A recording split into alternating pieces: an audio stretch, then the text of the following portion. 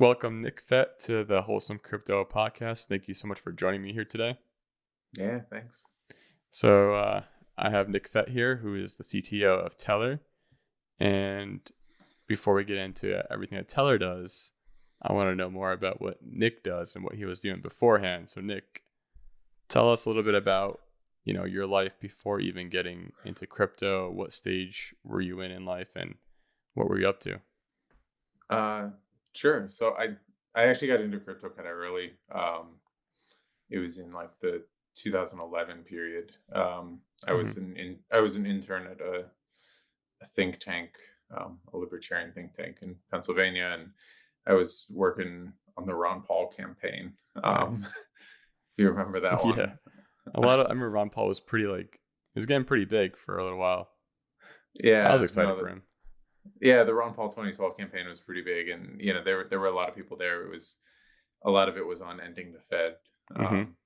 So we Bitcoin was obviously, a lot of the people there were into Bitcoin, and they kind of got me into it, which was super cool. Yeah, Um, I'm reading that book right now, Digital Gold, oh yeah, and there's a section, like a little part about in that book talking about how there was like libertarian uh like people working together and working on the Ron Paul campaign, talking about Bitcoin and trying to get that into the whole Libertarian Party, but there's always like a back and forth between that. So yeah, how is that going for you? yeah. Well, I mean, I've since moved on from a lot of the libertarian stuff. But yeah, I mean, back then Bitcoin had a huge libertarian vibe to it. Hmm. It was like basically, it was almost like you were shunned if you were a libertarian, like you were supposed to be pretty anarcho-capitalist. Um, and it was just a completely different vibe.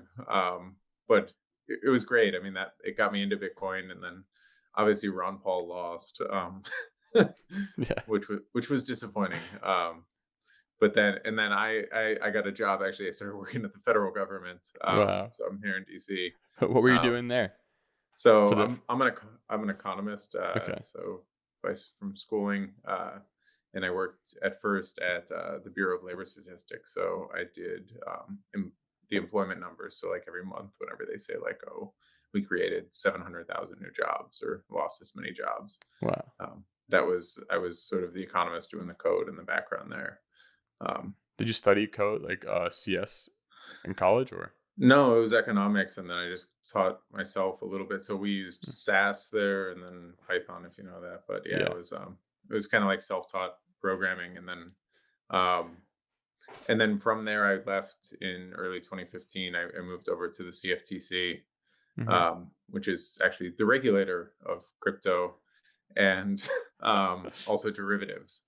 So it was an interesting move.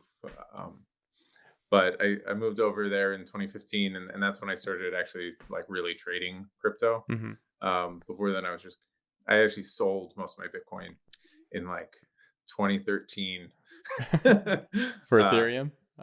no, I bought my wife's engagement ring with Aw, uh, that's sweet. Worth it. my early Bitcoin gains. I know, right? Well, it's fun. We like price it out. It's a nice 7-figure ring now. Um, It's always so fun. I think I bought like yeah, some bike for like, yeah, way too much now, but it's yeah. fun. Well, and then I started prop trading. So I just it was super early on. Like you connect all the different exchanges just via an API and start trading. Hmm. And so I was doing that for a few years, and I was like 20 late 2014 to 2016, and at the time I was at the CFTC, so we um, they started the blockchain working group. So this Gotcha. was like a big thing Oh, with like wow. regulators at the time, like or even companies. But at this point, when you first heard about Bitcoin, was it uh, like an aha moment for you where you thought this is going to be the next big thing, or were you kind of brushing it off? And how did it kind of grow into something that you were into? I'm Yeah, I mean, like I really liked it from the idea of it being a currency Hmm. originally. So there was in libertarian circles, like the idea wasn't that like some people think like, oh, well, gold should be money, but like the Hayek, Frederick Hayek, his view was like well, you should actually just be open to competing currencies. Mm-hmm. So like everyone should be able to create these currencies, and the best one will win. So, Free Bitcoin would be market. a free market currency. So like having these digital competing currencies, whether it was in like Bitcoin or Litecoin at the time or Ripple, that was super interesting to me from an economic standpoint, and Yeah. that's what I was like hoping would come about through it. Uh, yeah, and then I kind of fell off, so that was like sort of my aha moment that it was sort of a good thing. Mm-hmm. Um, and I kind of fell starting in like 2016. I kind of fell off the Bitcoin bandwagon just from I was the if you remember the block size debates, Yeah. Yeah. They're trying. those like almost turned me off of Bitcoin in a lot of ways. Why is that? I Um, mean, it's important to have these debates because it was sort of an yeah, issue with Bitcoin, especially at that time. I think that was like during the ICO craze too, where Bitcoin was having a hard time handling transactions, especially because each ICO was you pay with either Ethereum or Bitcoin to buy in. yeah. Yeah, well, I mean, that was the ICO craze was more like 2017. Like earlier, it was still like I started building on Ethereum. Like I started playing around with Ethereum in like 2015 and building some smart contracts there, just to show like, oh, you can build a derivative contract and a smart contract, and that was really cool. And Bitcoin didn't have any of this stuff, Hmm. and like it was I was all for like innovating on Bitcoin and like let's push up the block size, let's add some more functionality to it, and they didn't do that. Maybe rightfully so, they're doing just fine. Um, Yeah. but that's whenever I kind of switched over into the Ethereum community, starting to actually build things and just yeah, there was just a whole lot more potential there. The Ethereum community felt like it was actually growing and doing some things. So Yeah. And yeah, that was also like exciting to have a platform where you can just build whatever you want on it. That's kind of what Ethereum was bragging on, which has been working out really well for them too. It's pretty awesome. yeah, so that was like definitely something that got me. And then I mean, even I had my problems even early on with Ethereum, like the DAO fork. Yeah.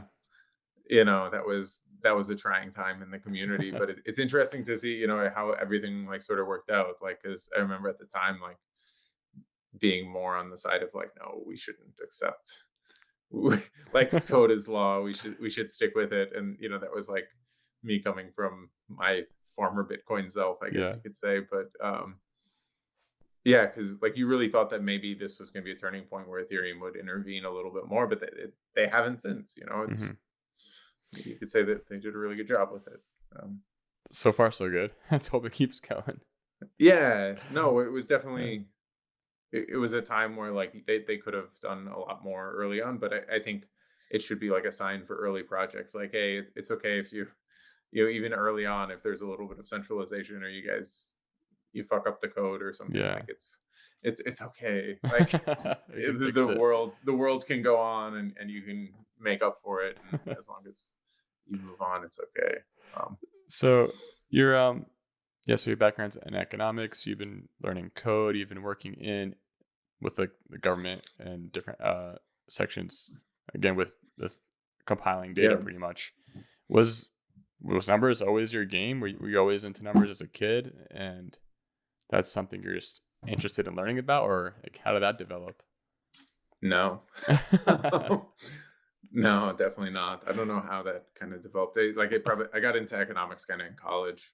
And Um, were you into computers too as a kid, or Video games. I mean, I uh, played a lot of Halo growing up. That was about it. I It mean, was no. it makes sense because a lot of times, like especially in the book that I'm reading, Digital Gold, like I'm hearing like Roger Ver and some other person, like they're all into Magic the Gathering, Yep. and I'm like, wow, I mean, I'm into Magic the Gathering. I should be pretty successful now, right? But I'm not. Yeah. I'm just got this podcast, but it's No. pretty interesting. Like I always like comparing what uh entrepreneurs or people in the crypto space are building different projects, kind of what they were like as a kid to see if there's any similarities between thought processes. But I've been finding out it's completely different. Not anyone's the same, and it's interesting the different projects they are building.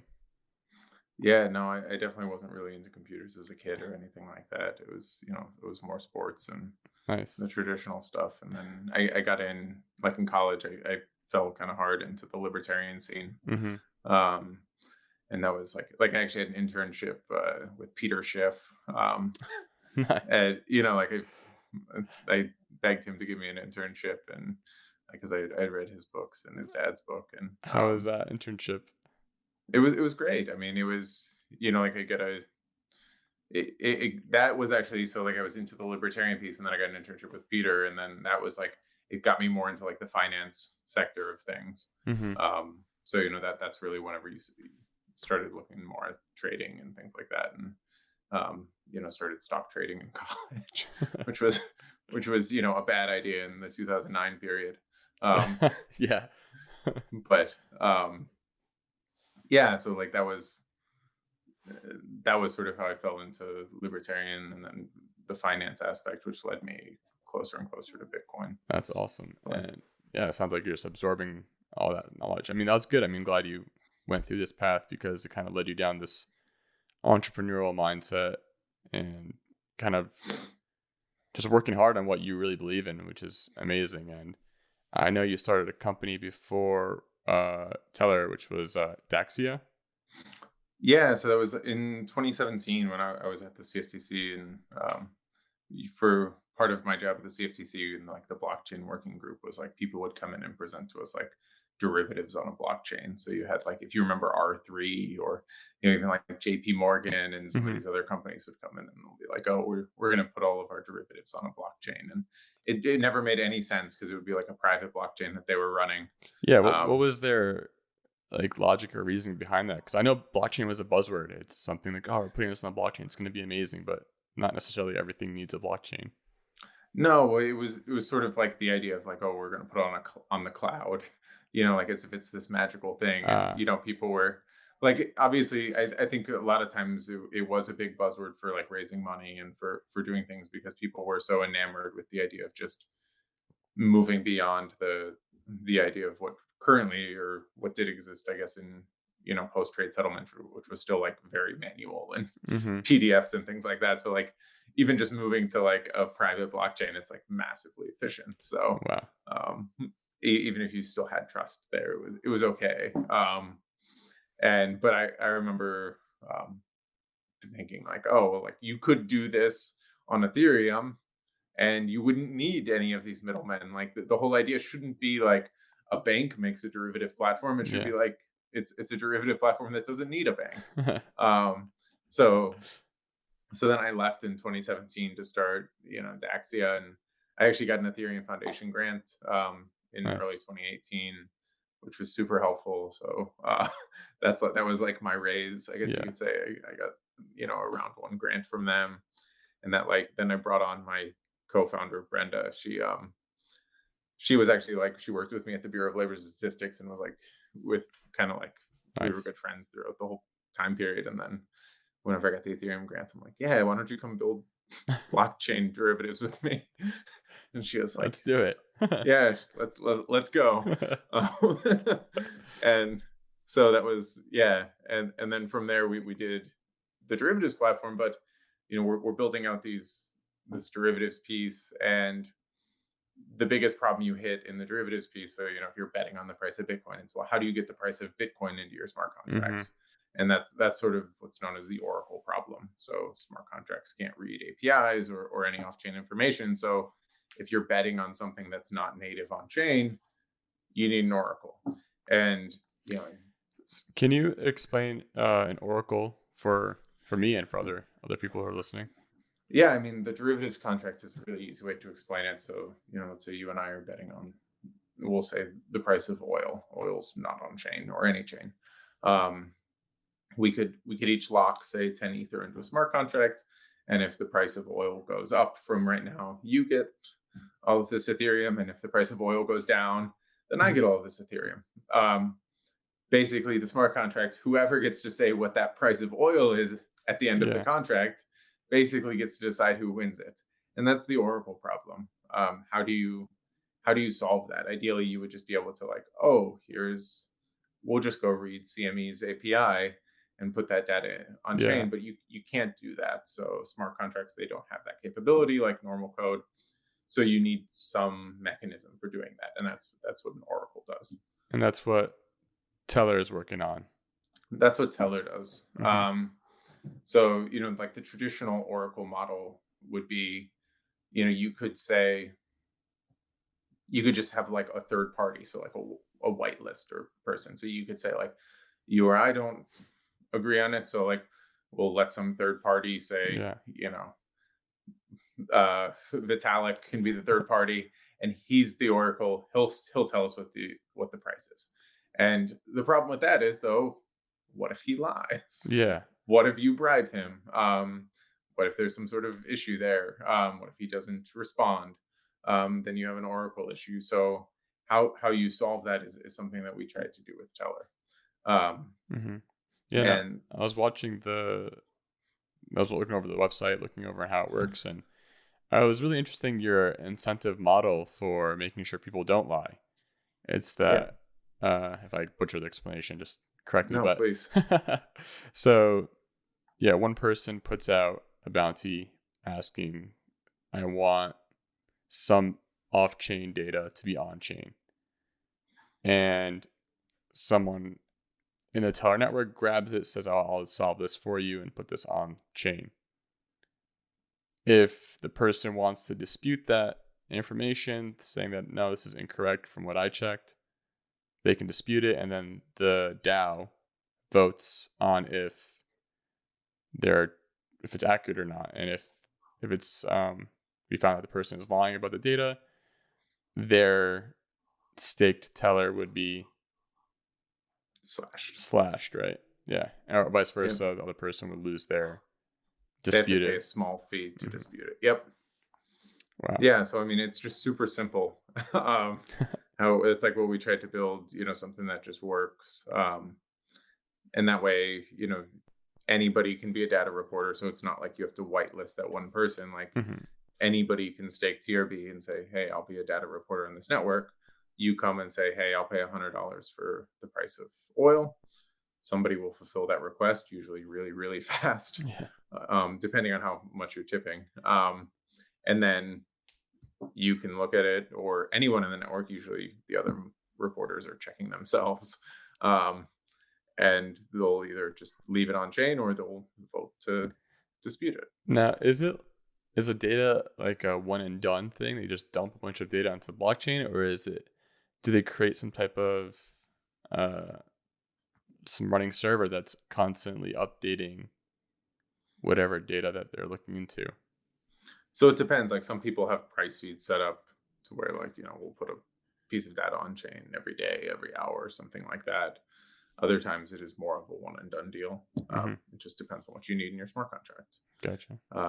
Rent basically, like if you're willing to pay for it, like, and you don't have to pay them much, like you basically just have to pay them, like, if you pay them like $1, it depends on what network you're on, but like on Ethereum, it's like if you pay them like a few dollars over the gas costs, as long as you cover their gas costs for putting it on chain, and then give them a small tip, they'll throw the data on chain for you. Nice. And then and it depends. So like Teller's also super flexible, so it can do any kind of data. So like, the price of oil is obviously really easy to go get, but you can ask it like an arbitrary question, like, like you could ask for a string answer, like who won the presidency last year. It's more manual. So like you might be, now the reporter would actually have to like manually type in like Joe Biden, because there's not an API for it. So depending on what you need, somebody will fulfill the request. Wow, that's a really interesting concept, because I haven't seen anything like that. I mean, like the mechanism is pretty similar to staking in general, where if someone's lying about mining or lying about transaction, they get their stake slashed. So it's interesting. It's kind of just like that, but with information and data. Yeah, and that's what we always tell people. So, and this is where we're like different than other oracles, is as far as using it goes. Mm-hmm. So like with another oracle, so like if you had the trusted Vitalik model and he puts it on chain, you basically are stuck with it. You can read it instantly and then settle your contracts. But with us, we have this idea if you want to wait for validation. So like usually once it's put on chain, you don't want to use it right away. You want to wait, say, an hour, So people have time to check it for disputes. Mm-hmm. If it's like a price feed that's easy to check for disputes, you can wait 5 minutes. But if it's something more obscure that other people need to look into, you'll have to wait longer. And it's this idea, we call it like a finality. um Similar, like when an exchange gets like a deposit of ether, you don't get it right away. They have to wait like 6 block Mm-hmm. confirmations for it. It's sort of that same idea in Tellor. Like once some data is put on chain, you want to wait some period for disputes to happen. Um, Usually either checking it yourself or waiting for other people to check it before you would actually use it in your smart contract. Now, is there confirmations of the data as it grows? So if it's something that's The, okay, now. there is not, we looked into that, but it's usually the the idea usually, it's like once you use it though, because like that's usually like in the derivatives contract, once the money is dispersed, it's like That's it good. actually doesn't matter what happens after that for the data. Like if it gets disputed, you're out of luck most Yeah. likely. So um you want to set up all of the security beforehand, and you can do that. Like some you could do it in our piece to where like you could say like I want 3 reports, like I want the the median of the last 3 reports Yeah. on it. So then you would pay for 3 updates when you want Uh, the oil price, and then 3 different reporters would put it on chain, and then you would get those 3 values. what's been the I guess most interesting or funny uh information that's been requested and put on? um If you have anything coming to mind. I don't know if there's like funniness, is like there's cool data, like we're starting to work with a fantasy football one. Okay. um that's some fun data on chain. um a lot of times, like so a lot of we had some bugs, I guess you could call it, like dispute bugs early on. Like people would come and request like weird prices. Like so they would request like tokens that had gone to zero, but like the Binance API was still returning Oh, a wrong value, and then they would try and like catch other people to dispute them. And those were always like bad days for us. Whenever like other reporters would be attacking them by oh my submitting gosh. like bad, they would like request data that you couldn't possibly submit a valid answer for. Uh, And it just like confuses everyone. there's always some bad actors. Yeah, but and then like we obviously have ways to like vote on it to say Mhm. like it's an invalid query, like nobody wins, nobody gets slashed, but it's like, Gotcha. No. it's yeah, it Uh, was fun. s- so working in this crypto industry, you've been working in it for a while, trying to creating your own smart contracts, living the space. If getting grants. So say if someone out of college now is trying to get into the space, trying to get a grant or trying to fund their own crypto idea or platform, what advice would you have to give them?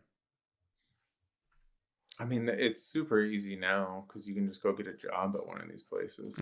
Um, like I think like even at ETH Denver, like just start hacking on it. Yeah. You'll have to put a little bit of work in to learn Solidity and stuff because they don't teach it in colleges yet. Mm-hmm. But you can learn it pretty easily on your own. But like if you saw the guy who won, like he was a college student who won the ETH Denver hackathon. He Nice. got 15 job offers that weekend. And that's probably a lot of money because blockchain engineers or Solidity Yeah. engineers are like worth more than crypto Yeah, and I itself. mean he's obviously a really smart guy who built Yeah. some things, but if you're just putting in some effort, like you can find a thing. Like we usually like we have an office here outside of DC, and like we had one guy who's just like, hey, can I come be an intern at your place? And we're like, yeah, sure, man. And now like he was an intern for like 3 months unpaid, and then like he like now he's a full-time employee, and you just like learn it and can do it. So That's the you best. know That's what you want to look for is with any employee is someone who can learn. yeah, That's crucial. for sure. And I mean it's super easy, like in the space, like you can like just what I tell people, like don't try and go for like the highest salary you can get right away. Mm-hmm. Like if you graduate as like a CS major, like probably the highest salary you can get is going to be at some like you're going to go work at like Deloitte or some FANG company or something like Yeah. that. But like it's going to be awful, but you're also like, you're missing out on the potential to like learn and become a part of this space, which is so big. Like just get in the space. And then like if you're in the space for 3 years, you're like a senior Solidity developer. Quickly. You're like so quick. Yeah, I mean like we have one guy on our team who's like our senior Solidity developer. Like he was another economics major who like just started. He was part of like Raid Guild, and he was just doing like Solidity code audits for people on the side. Wow. And then he just like trained himself and is now a senior Solidity engineer. So like you can teach yourself this stuff, and you can quickly sort of get up there in the rankings like way faster than you could, in In some a typical more corporate. traditional Mhm. company. So That's just, for sure. yeah, just try and get in and then figure it out from there.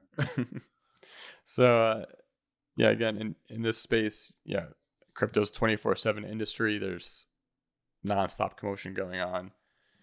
Building a business is not easy. Having a family is not easy. Doing all this at the same time is really hard. So what do you do outside of crypto? How do you, I guess, do you have like mental health days? Do you just sometimes turn off your phone and close your laptop and go for a walk or hang out with the family? How do you spend your free time? Yeah, I mean, I take care of my family, so I get 3 kids actually. So it's a lot of work. No, I mean, I try and have like usually like 4 to 8 is like I'll shut off my phone for the afternoon, Mm-hmm. or try and keep away from it and make sure I hang out with the family. Other than that, yeah, no, it's super tough. But it is nice like owning your own. So, or not owning your own business, but just even like being part of something that has a lot more flexibility than Yeah. you know even even traditional work is definitely demanding when you have a family. But I think the big thing too, like for people starting their own company, like is like even when I started, you can burn yourself out real quick. Yep. But like as I enter my 5th year here full time in crypto, it's like you realize like it's much more of a marathon than it is a sprint. So you got to take it slow. Yeah, especially when the bull markets come, because it feels like a really hard sprint during that time, because I feel like out of nowhere, a bunch of new companies start showing face and saying, look at this new thing that we have to offer. But it's those companies that have been building during the bear market and just working hard at it are the ones that like make it through and succeed through the bull run and afterwards and keep continuing instead of like just failing off. Yeah, and there's always a bit of FOMO in there. Like depending on what you're building, like you'll see like a competitor or something who's doing great, and you're like, man, if I don't launch this product Yep. now, like I'm gonna miss out. And it's like, no, like just if you do it right, it'll you'll get traction and you'll do it right. Don't worry about missing the one cycle. Make sure you last until the next one. Yeah. Um, it's way more important. And I mean, like I think I ran out of money like 3 times doing the early Daxia startup. Like we ran out of money a lot. And it was like I was actually like, so I Brenda and like now my other co-founder Mike, they were like working on it with me.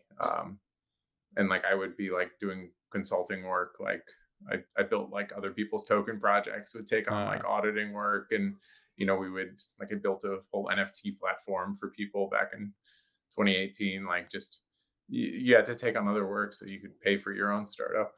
Wow.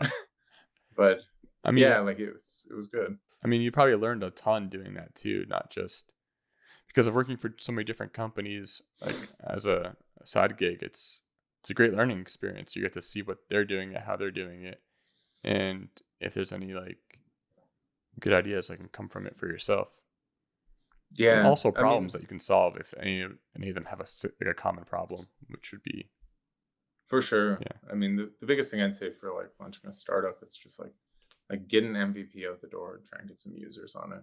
Like even with Tellor, we've learned so much, like trying to actually put a user into it, and then you got to rebuild it, and then you try and put a user through it. So like don't try and finish your product before you like test it on real users. Like get an MVP out the door and try and get some users and go through the sales cycle, because that's the hard part. A lot of times like you'll see it where these like perfectly built front ends come out on launch date, and you're like, what are you guys doing? Like, just Got a just perfect get front it. end.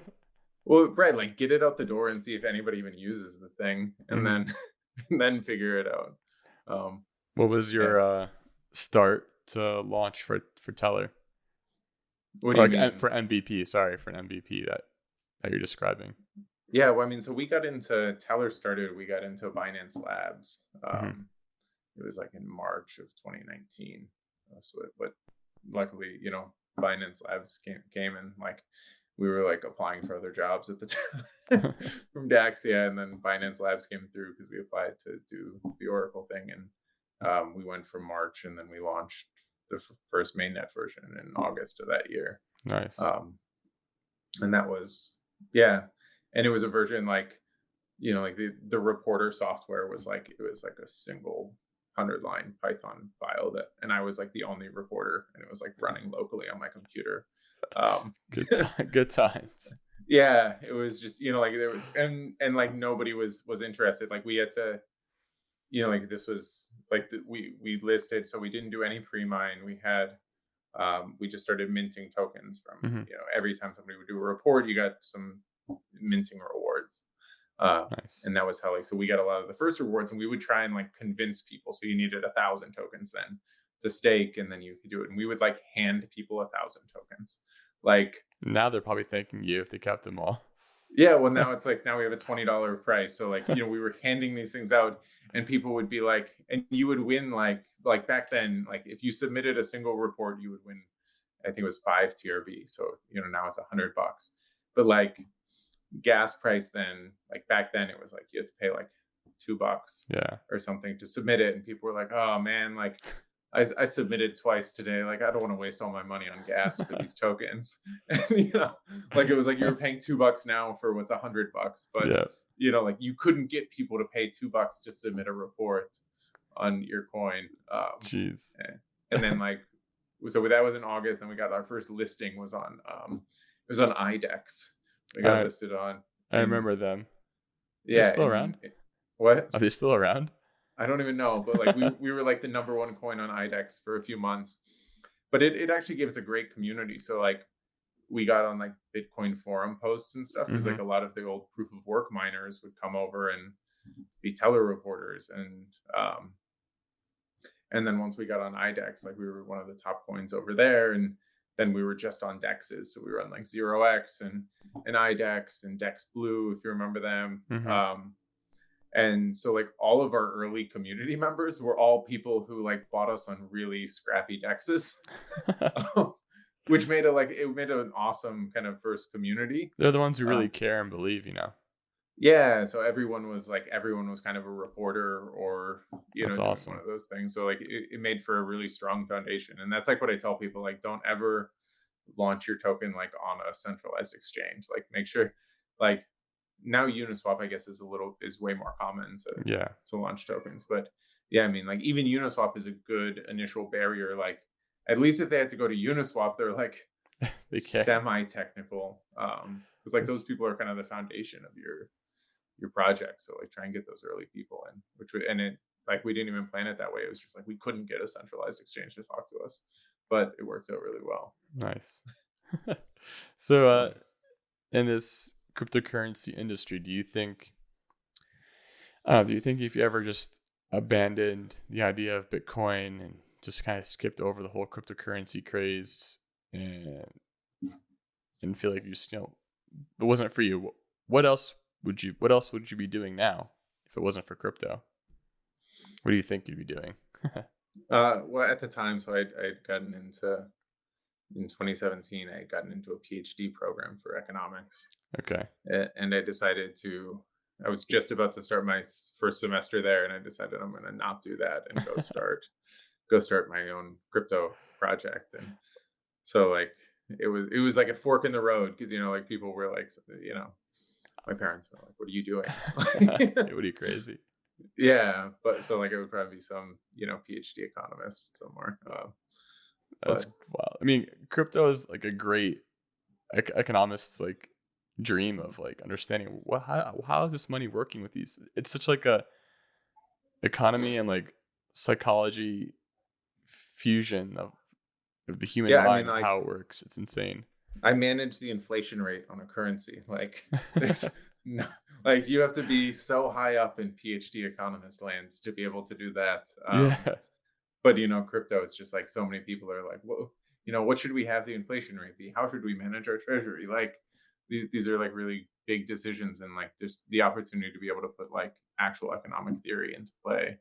Um, it's super cool. Like, I think that's like one of the biggest things that people are sort of not playing around with enough. Like, I hope Mhm. we, like, I know Ohm played around with it, but I want to see less of it in terms of like Ponzi schemes and more of it in like actively managed inflation rates and treasuries. Have you, so I'm guessing your degree in economics and knowledge in economics has really helped you out understanding how to build Teller's DAO. For sure. Yeah. It's super, definitely just kind of working through the game theory of a lot of it. Mm-hmm. Um, we're starting, so we just launched something called like Tellor Treasuries, um, to where like you can lock up some TRB in exchange um, for a reward later. Gotcha. And that's essentially like what a treasury is in real life. The U.S. government is sucking U.S. dollars out of circulation, Yep. and whenever you reduce the overall amount in circulation, then what you're doing is you're basically keeping a base interest rate, um, or forcing it on the population. Most people like don't realize that's what's happening, but because like the federal government can print money, it's not like We've they need to seen that borrow. happen. I think that's the first time we've like finally seen that happen. Live action Yeah, is during COVID. It's like, hey, here's a bunch of money and here's inflation yeah, with it. like that was like a common misconception even I had back in the day. It's like, oh well, the reason we issue treasuries is so we can borrow money to spend it.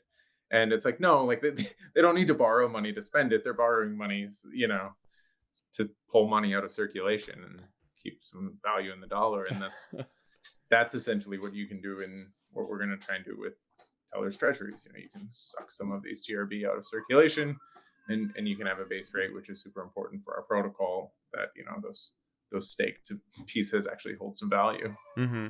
So So what was I gonna say? So now that you're been in this crypto space for a while, working in it, dealing with people, dealing with different just crypto life, what is like a crypto pet peeve you have now? oh man, so many. um, First one that comes to mind, or one that you feel okay saying. yeah, I mean, I'm still not quite sold on NFTs. I don't know if I can say that. I mean, It's me neither in a certain sense. Like, I get it. I get why they're fun and cool. And it's like a community of people just trying to work together on creating more value for themselves by either kind of being a DAO or being their own treasury to fund different projects. I get it, but I think the way the mainstream media handles it is just not what it's supposed to be about. But yeah, let me know what's your take on it. Yeah, no, I mean, I just don't get how it's going to be that valuable. It's just there's so much money in these NFTs, and I still don't quite get it.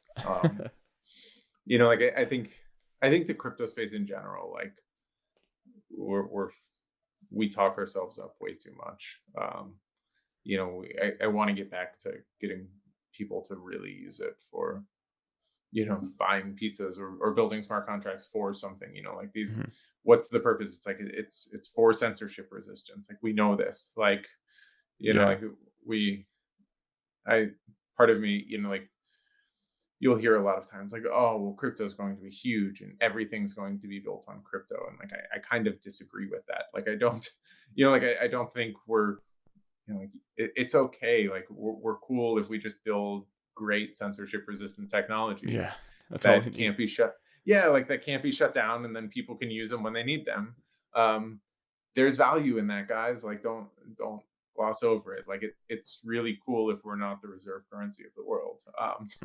It's a-okay. Or it's okay if we never have a Facebook built on top of an Ethereum. Like, Yeah. it's cool. But there's a ton of, I think I'm sensing that's like the new trend now is some type of social protocol. Sure. I'm seeing that come up a few times with some new projects. So we'll see how that goes, because I think we're getting close to the point of becoming more of a social protocol built on top of some type of blockchain.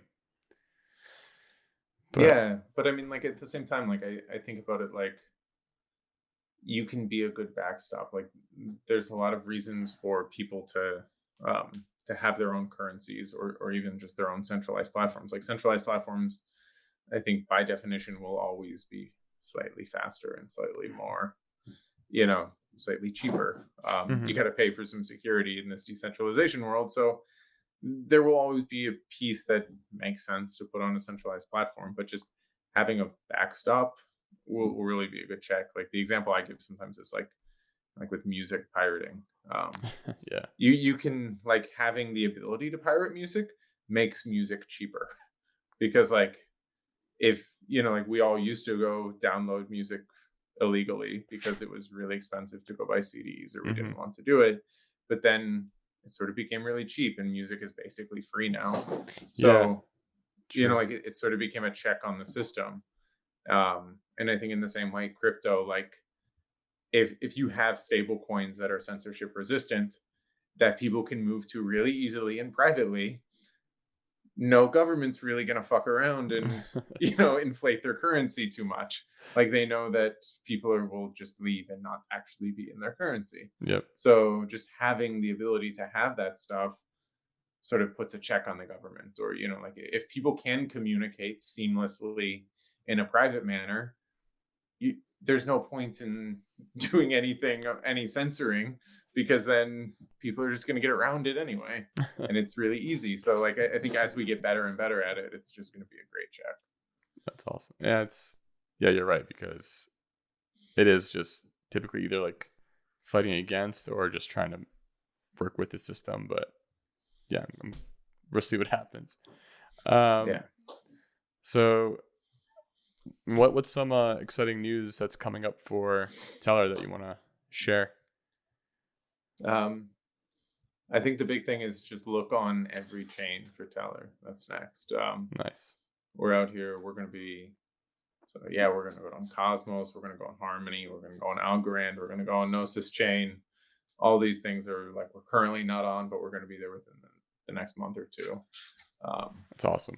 And so, like, we redesigned Tellor last year to be able to be much more modular and be able to put it on any chain. So seeing that, and then seeing, like, where we actually get usage on these other chains, like, it's been super helpful, even just like trying to build on all these other chains. But kind of plugging in with those communities, it's been like, I feel like I've been really siloed in Ethereum for the past like 2 years, and then kind of branching out, it's just opening the doors to a whole lot more. For sure. And there's not going to be one. I still don't believe there's going to be one chain to rule them all. We're humans. We like to compete. We like to try to test each other's products. And it's just normal for us to have more than one option. Well, I mean, like, looping all the way back to, like, the Bitcoin thing, and like, I had originally thought, like, oh, Bitcoin failed to scale, because nobody's using Bitcoin. But I think, like, in a broader sense, like, Bitcoin failed, but, like, cryptocurrency. So Bitcoin scaled by other cryptocurrencies. So, like, cryptocurrency in general has scaled massively, and if you look at us all kind of on the same team of building it together and making it interoperable, like, we've done a great job. And that's what I think is going to continue. Exactly.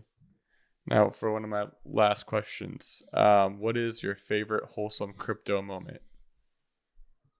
Something that happened in the crypto space for you that kind of warmed your heart, made you smile?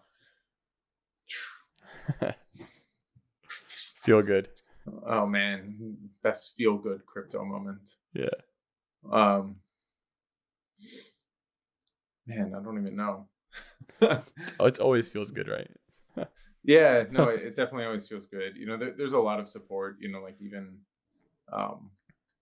just like, you see on Twitter, like, somebody will get hired and, like, thousands of people will, like, like, this person got hired.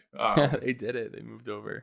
Yeah, like, they came over to the crypto space, and this is awesome. And it's always great to see. like even what Transmission 11, like do you follow him on Twitter? Like No. he's the guy that just got hired, and like in his part time, so he moved over to Paradigm full time, but on the side he goes to high school. On the side, he's in high Yes, school. and like it's super cool. That is awesome. I mean, that's the thing too with crypto. It's like, with Yeah, corporate jobs, typically it's, oh, you have to be X amount of years to be even looked at. But, you could be really smart at 17, 18 years old and be able to contribute well. So that should be yeah. rewarded. Like I think I was talking with my co-founder on it, and I remember we were talking at dinner, and I was like, do any of our employees even have degrees? Are we sure they do? Like, do we even know? We were and we actually figured out we actually don't have any employees that have computer science degrees. Like we used to have one, and then he got a new gig. So like it was like everyone was just kind of scrappy and self-taught in the crypto space, and it's super cool. I love that. Well, thank you, Nick, so much for joining me. I'm excited for Tellor to grow. I'm excited to see it on all these new chains. And I really appreciate your time tonight. Yeah, thanks. This was fun. Thank you. See you, everyone. See you.